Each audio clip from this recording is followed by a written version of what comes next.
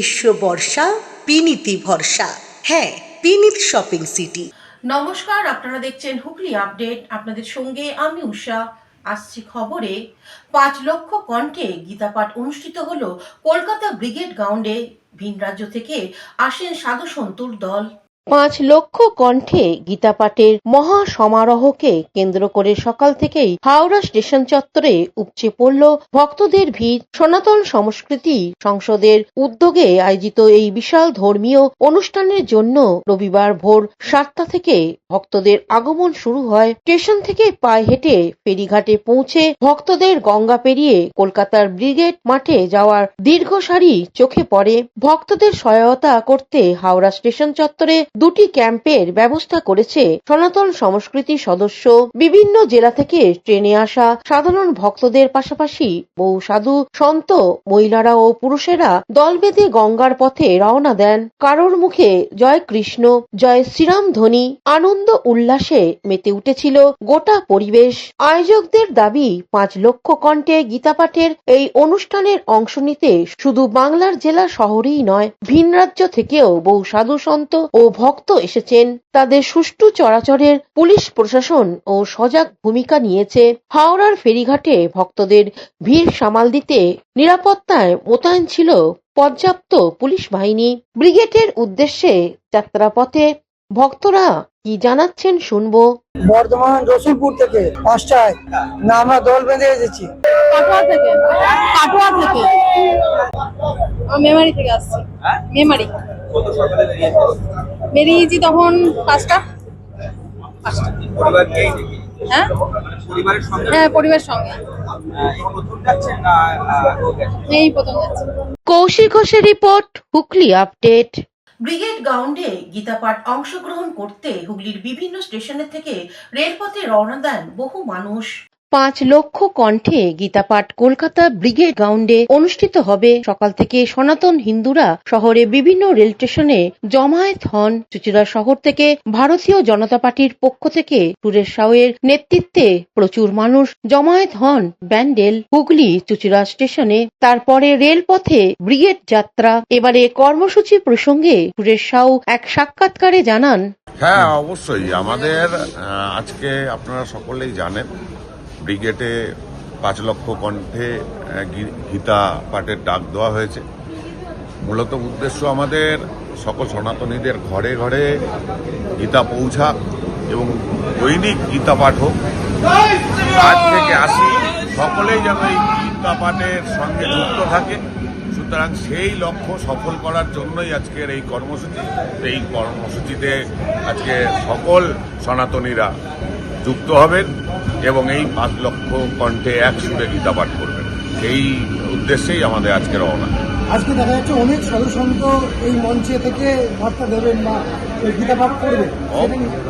অবশ্যই গীতা পাঠ করা উচিত, এটা আমরা মনে করি এবং আমরা এটাও মনে করি যে সকল সনাতনীর ঘরে গীতা পাঠ হওয়া উচিত এবং সেই লক্ষ্যই আমাদের পূরণ করার জন্য আজকে এই কর্মসূচি। কত লোক আছে অংশগ্রহণ করছেন? 5 লক্ষ কণ্ঠে গীতা পাঠ হবে। হুগলি থেকে প্রায় 15 থেকে 20 হাজার গীতা পাঠ করতে ব্রিগেডের ময়দানে উপস্থিত হবে। হুগলি থেকে চন্দনা দত্তের রিপোর্ট, হুগলি আপডেট। রাজারহাটে গোপাল গুরুকুঞ্জের স্কুলের দেয়ালে দোকান নিয়ে অশান্তি। রাজারহাটে গোপাল গুরুকুল স্কুলের সামনেও তাদের পাঁচিলের গায়ে কিছু দোকানঘর নিয়ে আপত্তি জানায় স্কুল কর্তৃপক্ষ। তাদের অভিযোগ কিছু দোকানঘর জোর করে রাস্তায় বসে পড়েছে। তাতে করে যখন স্কুল ছুটি হয় তখন বাচ্চারা যেতে পারে না, রাস্তা বন্ধ হয়ে যায়, ট্রাফিকের সমস্যা হয়। এতে করে এলাকার মানুষেরও যানজটের সমস্যায় ভুগতে হয়। স্কুল কর্তৃপক্ষর অভিযোগ করেন, যেখানে যা দোকান আছে থাকুক, আর নতুন করে যেন স্কুলের সামনে দোকানঘর না বসায়। মূলত অভিযোগ হচ্ছে আমাদের স্কুল আছে গোপাল গুরুকুল ইন্টারন্যাশনাল স্কুল, স্কুলের সামনে একটি দোকান, অনেকগুলি দোকান আছে। সবার থেকে আমাদের অভিযোগ, একটা দোকান আছে যেটা অনেকটা দূরে ছিল, সেটা আবার থেকে নিউ করে বানিয়ে আবার সামনে তুলে নিয়ে আসা হচ্ছে, এটাই আমাদের অভিযোগ। সেই দোকানটির সামনে আসার ফলে কী অসুবিধা হচ্ছে, আমাদের অলরেডি রাস্তা জ্যাম হয়, সেই জ্যামটা আমরা অনেকটা আমাদের সিকিউরিটি গার্ড এবং অনেকে তাদের মাধ্যমে আমরা সেটা ক্লিয়ার করি। তো যখন দোকানটির সামনে চলে আসে প্যাসেজটি একটু ছোটো হয়ে যায়। আমাদের স্কুল হচ্ছে ঢোকার সময় মানে আপনার বাচ্চা যখন ঢুকবে এবং ছুটি যখন হবে তখন একটা ক্যাওয়াস তৈরি হবে, সেই ক্যাওয়াসটা আমরা কোনোভাবেই ফুলফিল করতে পারবো না। একটা বাস পর্যন্ত ওখান থেকে পাস হওয়ার জায়গা থাকবে না, এটাই আমাদের অভিযোগ। এবং হচ্ছে এই আমরা অলরেডি পুলিশ প্রশাসনকে জানিয়েছি, ওনাদের তরফ থেকে আমরা কিছু পাইনি এখন। আমরা ওনাদেরকে কিছু প্রস্তাব দিয়েছি, ওনারা রাজি ছিলেন প্রস্তাবে কি সেটা আমাদের জানাবেন ওভার দ্য ফোন। জানানোর আগে ওনারা কাজ স্টার্ট করে দেন, তার জন্যই আমরা হচ্ছে সেই জিনিসটাকে হচ্ছে অফ করার চেষ্টা করছি।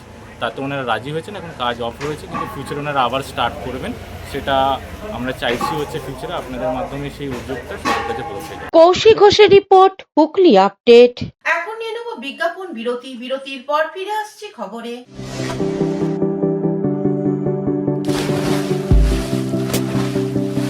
Fasten your seatbelts as you take a tour around your marine wonderland.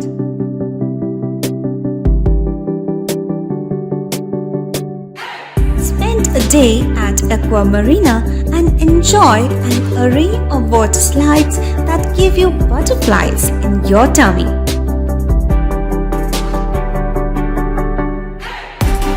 Aqua Marina is a holistic weekend destination for friends, family, and couples and offers magic to soothe your body, mind, and soul.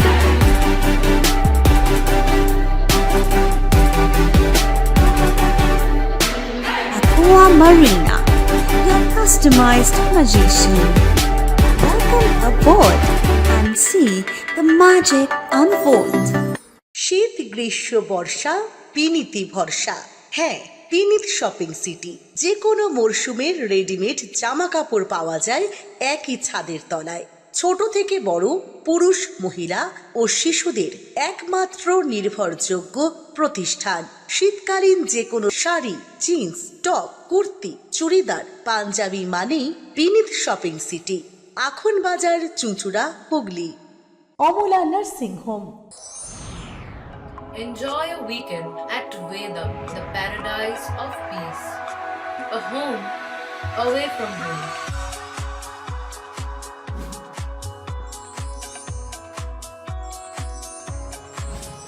See yourself resonating with the nature. Vedam welcomes you to create your best memories. বিরতির পর ফিরে এলাম খবরে। শীতের আমেজ বাড়ছে চুঁচুড়া শহরে মিলন cinema এলাকায়। বাঘাযতীন মাঠে আসছে আফ্রিকান টারজান সার্কাস। শীতকাল পড়ে গেছে, সদর শহর চুঁচুড়াতে বসেছে সার্কাসের তাঁবু। আফ্রিকান টারজান সার্কাস জোর কদমে দিনরাত এক করে কাজ করছে সার্কাসের কর্মীরা। চুঁচুড়া কারবালা মিলন সিনেমার কাছে সার্কাস অনুষ্ঠিত হবে। সম্ভাব্য আগামী 12 ডিসেম্বর থেকে শুরু হবে সার্কাস। প্রত্যহ 1টা থেকে 4টে ও 7টা শো শুরু হবে বলে সার্কাস কোম্পানির পক্ষ থেকে জানানো হয়েছে। হুগলি থেকে চন্দনা দত্তের রিপোর্ট, হুগলি আপডেট। চুঁচুড়া বইমেলা উপলক্ষে পদযাত্রা অনুষ্ঠিত হলো শহরে। 17তম চুঁচুড়া বইমেলা উপলক্ষে পদযাত্রা। এই পদযাত্রায় অংশগ্রহণ করেন লেখক, কবি, শিল্পী, অন্বেষা কুইজ ক্লাব পক্ষ থেকে, বিজ্ঞান মঞ্চের পক্ষ থেকে এবং বিভিন্ন নৃত্য সংস্থা আরো বিশিষ্ট ব্যক্তিবর্গ। এই পদযাত্রা শুরু হয় HIT কলেজ হয়ে পিপুলপাতি হয়ে হসপিটাল রোড বইমেলা প্রাঙ্গণে শেষ হয়। 17তম হুগলি চুঁচুড়া বইমেলার পদযাত্রায় আমরা এখন হাঁটবো। এই হাঁটায় আমরা যতটা হাঁটবো পৌঁছবো তার চাইতে অনেক বেশি, কারণ এ শহরের 12 মাসের 14তম পার্বণ হুগলি চুঁচুড়া বইমেলা 13 থেকে 21শে ডিসেম্বর চুঁচুড়া ময়দানে অনুষ্ঠিত হবে। ওই 9 দিন আমাদের শহর এবং পার্শ্ববর্তী অঞ্চলের বইপ্রেমীদের সমস্ত রাস্তা হচ্ছে গিয়ে মিশবে চুঁচুড়ায় বইমেলার মাঠে। হুগলি থেকে পানুপালের রিপোর্ট, হুগলি আপডেট। হুগলি চুঁচুড়ার পৌরসভার 29 নম্বর ওয়ার্ডে অনুষ্ঠিত হলো রক্তদান শিবির। 1996 সালে প্রথমবার রক্তদান শুরু হয়েছিল। তখন তিনি 29 নম্বর ওয়ার্ডের পৌরপিতা।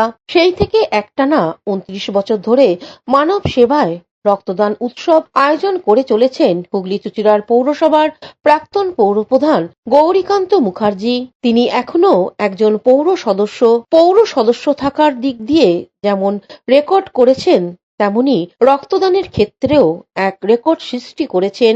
একটানা 29 বছর এই কর্মসূচি আয়োজন করে তৃণমূল কংগ্রেসের ব্যানারে এই কর্মসূচি পালিত হলেও শহরের বুকে গৌরীকান্ত মুখার্জির রক্তদান বলেই পরিচিত এই কর্মসূচি। তার ডাকে এই কর্মসূচিতে দলীয় নেতৃত্ব ছাড়াও শহরে বিশিষ্টজন ডাক্তার থেকে আইনজীবী, সমাজসেবী, অধ্যাপক সকলে সমবেত হন। এদিনের রক্তদান শিবিরে সূচনা করেন চুঁচুড়ার বিধায়ক অসিত মজুমদার। এছাড়াও উপস্থিত ছিলেন প্রাক্তন পৌরপ্রধান অমিত রায়, হুগলি চুঁচুড়ার পৌরসভার উপপৌরপ্রধান পার্থ সাহা, চন্দননগরের মেয়র রাম চক্রবর্তী, কোদালিয়া পঞ্চায়েতের প্রধান দেবাশিস চক্রবর্তী, পঞ্চায়েত সমিতির সদস্য প্রশান্ত গোল, হুগলি চুঁচুড়ার পৌরসভার পৌরপ্রধান পরিষদ সদস্য জয়দেব অধিকারী, সৌমিত্র ঘোষ, দিব্যেন্দু অধিকারী সহ দলের বিভিন্ন নেতৃত্বরা উপস্থিত ছিলেন। অধ্যাপক নন্দদুলাল বিশ্বাস, আইনজীবী সৌমিত্র ব্যানার্জি সহ আরো অনেকে। অন্যদিকে রক্তদানের অন্যতম উদ্যোক্তা গৌরীকান্ত মুখার্জি কি বলছেন শুনে নেব। উপরওয়ালার আশীর্বাদ এবং আমাদের দলের সহকর্মী যারা আছে এই ওয়ার্ডের এবং সাধারণ মানুষ যারা যেভাবে পাশে দাঁড়ায়, সাহায্য করে, সহযোগিতা করে, প্রত্যেকের আন্তরিকতার মধ্য দিয়ে এই রক্তদান শিবিরটা আমাদের এগিয়ে চলেছে। এবারে 29 বছরে করলাম এবং আগামী দিনেও আমরা এই রক্তদান শিবিরের কাজ চালিয়ে যাব। এবং বহু মানুষ রক্তের প্রয়োজনে আমাদের সঙ্গে যোগাযোগ করে এবং এখান থেকে কার্ড পেয়ে তাদের জীবন বাঁচে। এই সামাজিক কাজ করতে পেরে আমরা ধন্য। আমাদের মমতা বন্দ্যোপাধ্যায়ের, আমাদের নেত্রী, তার আদর্শই হচ্ছে মানুষের পাশে থাকা, মানুষের সাথে থাকা। এবং অভিষেক বন্দ্যোপাধ্যায় যে বার্তা দিয়েছে, অর্থাৎ মানুষকে সাথে নিয়ে কাজ করতে হবে। এই যে ভোটার তালিকায় বলুন, সব ব্যাপারে বলুন, মানুষ অগ্রাধিকার যেন পায়, সেই লক্ষ্যে আমরা সবাই কাজ করছি এবং এটার মধ্যে একটা আলাদা আনন্দ আছে। কতজন রক্ত দিচ্ছে? আজকে আমাদের টার্গেট 125 জন। হুগলি থেকে চন্দনা দত্তের রিপোর্ট, হুগলি আপডেট। এখনকার মতন খবর এই পর্যন্তই। প্রতিদিন দেখুন হুগলি আপডেট। নমস্কার।